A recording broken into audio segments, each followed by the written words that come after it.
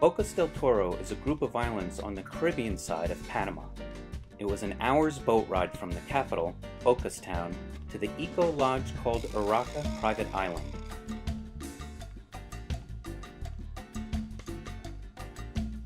The guest house is built right on the water within a mangrove. It rained our entire first day, not too uncommon for the tropics. Rain is a good thing at Urraca as they collect it for shower water. Day 2 was not exactly sunny, but it was a lot less wet. I was to head out to the farm with 2 local Ngobe Indians. This is not a traditional farm. Ngobe and Cecilio took me out to the seaweed racks in a traditional dugout canoe. Seaweed farming has become a viable industry in areas where overfishing has left coastal communities without work. The Ukama seaweed is attached to nylon lines that run parallel to each other, allowing for water currents to flow through. The seaweed is then harvested 6 to 12 weeks after planting. Ukama seaweed grows very quickly.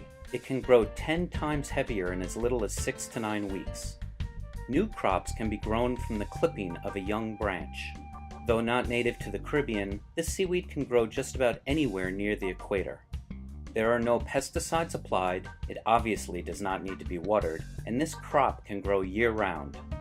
This type of farming has a much lower environmental impact compared to most other types of cultivation. While the seaweed soaked to remove the saltwater taste, we went out to collect more food items.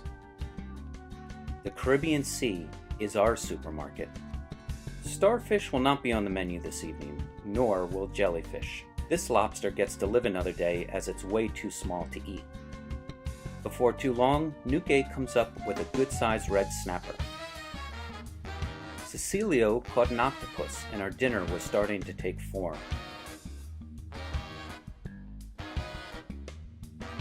We also came across a sea cucumber, a couple of good-sized lobsters, I have no idea what that is, an eel, and a crab. Meanwhile, Francine was rinsing the seaweed for a 3rd time, preparing to make a salad, a drink, and a skin gel. The thickest part of the trunk is heated up in boiling water for a few minutes in order to soften up the inner gel. Once cooled, the gel can be applied directly to the skin as a softener that can also treat eczema and psoriasis.